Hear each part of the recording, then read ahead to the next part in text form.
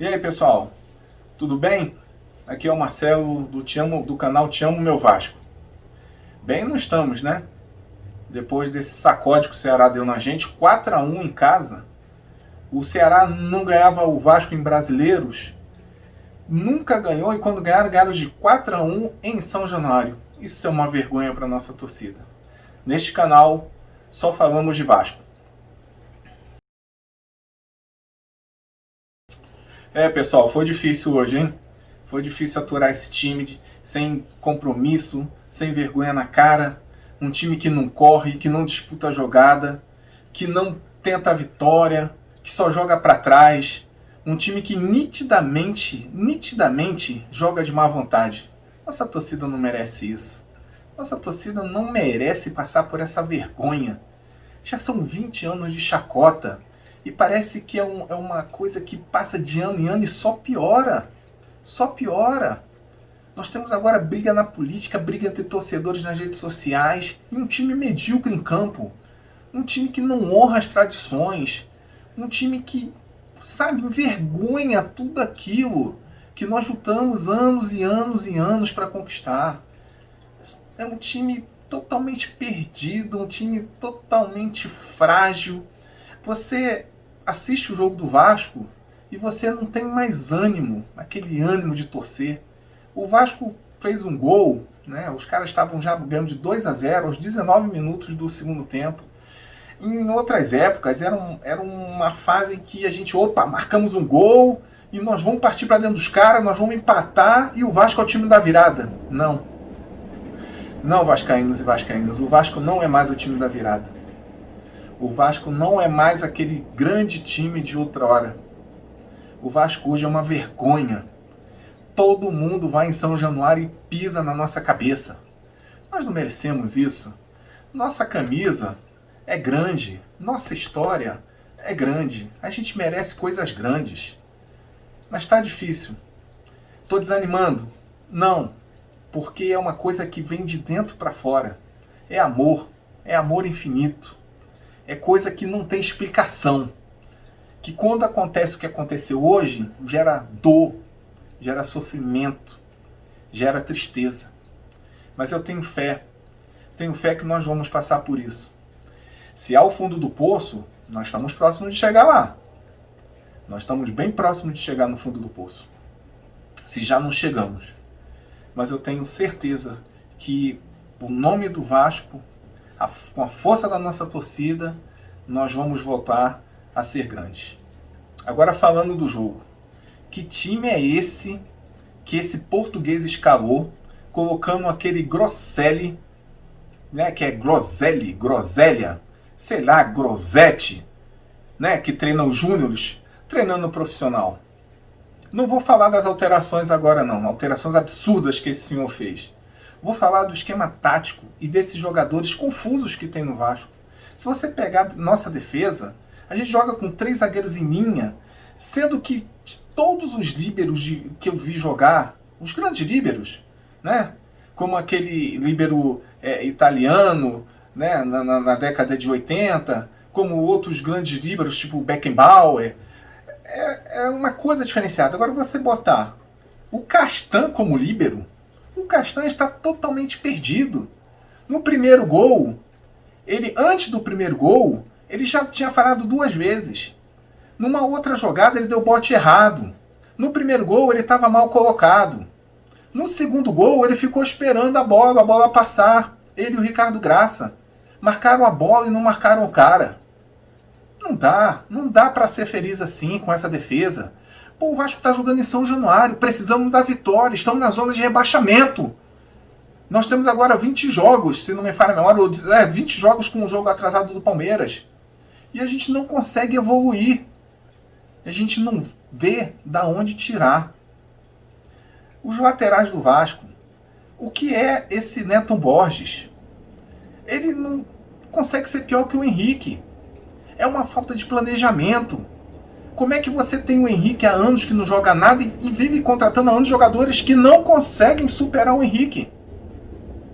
Do lado direito, esse menino até começou bem, mostrando uma vontade, uma garra, uma força, marcou inclusive um belo gol lá contra o Goiás, nos ajudando lá, mas parece que ele tem um nível de estresse maior do que deveria ter, recebe cartões bobos, entra muito duro em jogadas que podem culminar até em expulsões.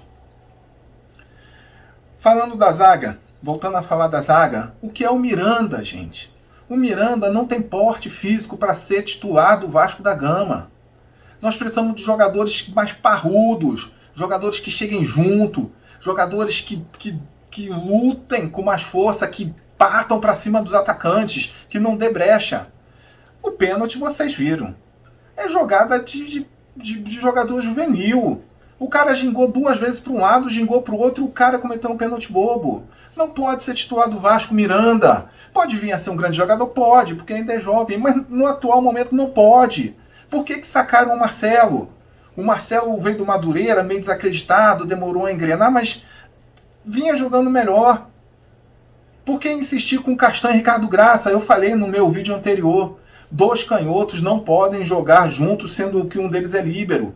O Castan fica totalmente perdido. E o Ricardo Graça parece que pegou a mania do Andrei. É ajeitando o cabelinho pra cá, ajeitando o cabelinho pra cá, ajeitando o cabelinho pra lá. Porra, isso é futebol profissional, gente. É Vasco da Gama, porra. Nós temos que partir pra dentro dos caras. Os caras chegam na nossa defesa e não respeitam. Porque vê um monte de juvenil lá e o Castan perdido. Você não vê os jogadores do Vasco disputando a bola. O Ceará, no final do jogo, os caras ganhando de 3-1, tava um dando esporro no outro dentro da área. Entendeu? Dando esporro, pagando geral, discutindo, vamos lá, 3-1 pros caras. O Vasco não, o Vasco é aquela animosidade, aquela moleza, sabe? Não briga por nada. Ah, foi falta lá no cara, lá foi falta. O colombiano vacilou, vacilou. Mas foi falta no cara. Aquilo ali já era pra todo mundo fechar no árbitro e não deixar o cara nem respirar, tá me entendendo? Que quando ele fosse olhar no vídeo, ele falou, opa, eu não vou voltar lá porque eu vou arrumar tudo. Não, todo mundo vem, pisa na cabeça do Vasco em São Januário. Isso é uma vergonha, rapaz. É uma vergonha. Nós não podemos aceitar mais isso. Não podemos. Agora eu vou pro meio campo. Já falei da defesa, já falei dos laterais, que, francamente, né, não tem condição. Como é que um time ganha alguma coisa sem laterais jogando com 3 zagueiros, sendo que um fica totalmente perdido, os outros 2 são juvenis, que é o Miranda e o Ricardo Graça. Como pode? Nós temos o Gil, né, e temos o Andrei. O Andrei fica mais na saída de bola. O Gil é bom jogador. Eu acho ele bom jogador. Só que ele precipita muito. Ele precipita muito. Ele consegue fazer 2 bons lançamentos e errar 4 jogadas. O Andrei parece que começou com soninho, mas pelo menos não botou a mão nas cadeiras nem ficou ajeitando o cabelo. Acho que alguém já deu um toque nele. Mas no segundo tempo cresceu um pouco. O passe do lance do pênalti pro Ribamar foi do Andrei. Foi uma jogada bem trabalhada, foi uma jogada inteligente. Então o Andrei até foi um dos poucos que, apesar de que não é aquilo que a gente deseja, né, para o nosso meio campo, para um time da magnitude do Vasco, mas pelo menos no primeiro tempo foi quem arriscou 2 chutes pro gol, foi quem buscou um pouco a jogada aqui e ali. Voltando ao Gil, tem que parar, alguém tem que falar pro Gil o seguinte, meu filho, calibra esse pé, porque treina, cara, treina, você até bate bem na bola, mas treina mais, a gente precisa de eficiência. Se não tiver eficiência, meu querido, se não tiver eficiência, o Vasco, infelizmente, cairá para a 2ª divisão. Nós não temos eficiência na defesa, exceto o nosso goleiro, que não teve culpa nos gols. Eu não vou nem, por isso eu nem falei do Lucão. Para mim ele não teve culpa nos gols. Então também não tem que falar mal ou bem, porque hoje simplesmente ele não teve culpa nos gols e não conseguiu fazer boas defesas, né, como vinha fazendo. O nosso meio campo a gente tem o Andrei, como eu já falei, que para mim hoje, dentre os piores, foi pelo menos buscou o jogo, né? Dando 2 chutes no primeiro tempo, deu o passe para o Ribamar que ele sofreu pênalti. O Gil precisa calibrar as pernas, porque senão fica muito difícil. E acabou, não tem mais ninguém no meio campo. São só esses 2, o resto é ligação direta. Aí vamos para o nosso ataque. Nós temos, sim, o Carlinhos. O Carlinhos, às vezes eu tenho vontade até de esquecer o Carlinhos, sabe? Porque ele é insignificante no time do Vasco. Ele não cria, mas... quer dizer, ele não atrapalha, mas também não cria. Mas hoje acabou atrapalhando. O primeiro gol, ele levou um passe bizonho. Matou a bola na canela, a bola escorreu e o cara deu a metida de bola. Então, para você ver, antigamente, você olhando essa minha camisa aqui, de 2012, quando a gente disputou a Copa do Brasil, que nós fomos campeões, eu lembrava dos jogadores. É capaz de eu lembrar a escalação completa agora. Entendeu? No Vasco hoje não. No Vasco há jogadores que a gente nem sabe que eles existem. Quem é esse Carlinhos? E outra coisa, eu vi o Carlinhos, além de ser inoperante, tanto ofensivamente como defensivamente, ele estando em campo não, ele não, é aquele cara que... enfim, você não vê o cara. Não vê. Tá numa pelada, né? Você chama o cara para jogar uma pelada e simplesmente o cara sai... Jogou de terno. Do jeito que ele entrou, ele saiu. Limpinho. Porque você não vê nada, não vê além. Entendeu? Então no meio campo, para você ver, para o André se destacar no meio campo onde o Gil foi mal e o Carlinhos inexiste, por aí os senhores veem, né? O quanto que é difícil. E o meio campo é o cérebro. É o cérebro do time. Já dizia o Gerson Canhotinha. Se ganha jogo é no meio campo. Não se ganha jogo na defesa nem no ataque. Se ganha jogo é no meio campo. E o nosso meio campo, infelizmente, não cria rigorosamente nada. Vamos falar do ataque. Nós temos lá o colombiano, que correu. Parece o Riascos piorado.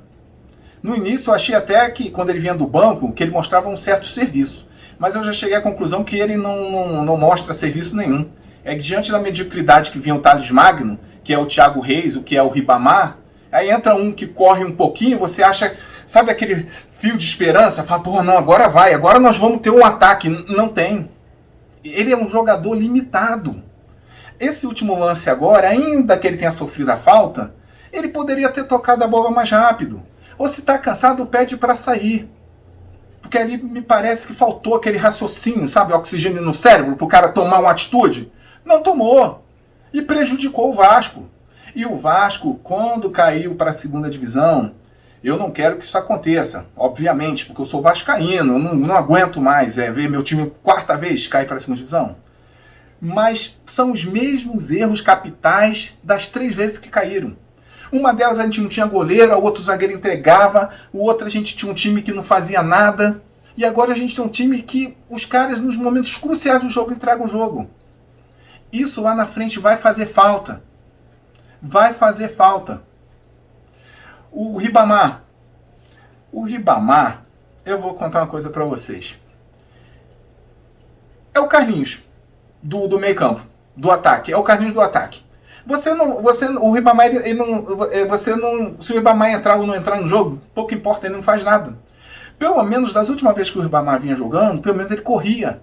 Ele brigava, ele tinha aquela a ânsia de vencer o jogo, dava carrinho, batia a cabeça com o zagueiro. Não está nem isso o Ribamar está fazendo. Está sendo contaminado por essa inércia desses jogadores com DNA de perdedor. Já contaminou o Ribamar. Entrou o Thiago Reis. Menino ainda, juvenil. No momento de pressão não pode jogar no Vasco. Mesmo que entre 15 minutos, a gente precisa de gente cascuda. Aí o que acontece? No primeiro lance dele, ainda que ele estivesse impedido, cabeceia a bola como, sei lá, cabeceou despretensiosamente, sabe? Olhando para não sei aonde. Se fosse uma real chance, porque ele estava assim, um pouco impedido, já seria um momento que o Vasco perderia o gol. Então, meus amigos, a situação é essa. Nosso time é ruim. É limitado. O Campelo perdeu as eleições, não aceitou ajuda do Levenciano. Não vou discutir política, porque não é minha seara, eu já falei no outro vídeo. Mas toda ajuda agora é bem-vinda. O cara tem que aceitar a ajuda do cara, apesar de que agora as inscrições se encerraram. O que acontece? Essa falta de planejamento fez com que montasse esse time ridículo. Ridículo esse time do Vasco, pessoal. É ridículo. É humilhante pra gente como torcedor ver um time desse vestir essa camisa, gente. Não merecem vestir essa camisa. Não merecem jogar no Vasco. Vou pegar aqui agora a lista dos próximos jogos do Vasco. Estamos com 24 pontos. Estamos em 17º. Não, 16º, né? É o primeiro ali na portinha para sair da zona de rebaixamento. E eu vou passar para vocês agora a lista de jogos, para ver se a gente tem condição de sair disso ou não. com esse time. No Brasileiro, vamos pegar o Grêmio no final de semana que vem. Depois pegamos o Fluminense. Depois pegamos o Santos em São Januário. Mas o São Januário não significa nada mais em relação ao adversário que vem de fora. O São Januário é o quintal do visitante, hoje em dia. Depois vamos pegar o Atlético Paranaense lá dentro, aonde o Vasco tem muita dificuldade para jogar lá dentro, para ganhar alguma coisa. E depois a gente pega o Atlético de Goianiense em Goiânia. Com esse time, não vejo condição de ganhar nenhum desses jogos. Desculpa a sinceridade. Tô sofrendo. Tô sentindo. Tô incomodado. Mas esse Vasco que tá aí não me representa. Não te representa. Então, gente, vou parar por aqui. O que eu podia externar de indignação vai além do que eu falei até agora. Mas eu vou ser bem sincero com vocês. Eu tô sem força para torcer pro Vasco. Porque isso é humilhante. Você vê um clube do seu coração, que você ama desde o ventre da sua mãe. Eu sou capaz de falar que eu sou vascaíno desde o ventre da minha mãe. E você vê isso que tá aí, esses jogadores que têm má vontade para vestir essa camisa. O que eles fizeram hoje foi mostrar para nossa torcida o seguinte, ó, eu não tô nem aí para vocês, não tô nem aí se vocês vão para a segunda divisão, para a terceira divisão, entendeu? Isso que eles passaram pra gente, essa foi a mensagem. Se você pegar o jogo e analisar do primeiro minuto ao último minuto, a mensagem que esses jogadores do Vasco, esses que entraram em campo hoje, passaram pro torcedor vascaíno é: não tô nem aí pra vocês. Então, gente, agora é esfriar a cabeça, né? Continuar torcendo, porque por mais que a gente diga assim, não, vou deixar de ser sócio, vou parar de torcer pro Vasco, vou queimar todas as camisas que estão lá na minha arara, isso não vai acontecer. Isso não vai acontecer. Porque nós somos vascaínos. Isso não vai acontecer. A gente sente, a gente sofre, mas a gente está junto do clube, porque essas pessoas que lá estão, ó, elas vão sair. Uma hora elas vão sair. E nós vamos fazer a limpa lá no Vasco. E nós voltaremos a ser campeões. É uma fase. Lamento pelos jovens que ainda não viram o Vasco ser campeão. Não desistam. O Vasco é grande. Nossa torcida... Esse papo aí de que fala aí que a torcida do Vasco é a quinta. É uma ova. A torcida do Vasco é no mínimo a terceira. Eu sou carioca, moro aqui em Brasília. Aqui em Brasília tem muito vascaíno. Mas é muito vascaíno. Eu não vejo cruzeirense, corintiano. Eu não vejo esse pessoal aqui. Eu vejo vascaíno. Muito vascaíno. Então, gente, vou parar por aqui, porque realmente eu tô pistola com esse time. Mas vai passar. Nós passaremos. Águas calmas virão. Às vezes nós temos que ir lá no fundo do poço para valorizar quando a gente voltar lá pro topo. Tá bom, gente? Uma boa noite para todos e fiquem com Deus.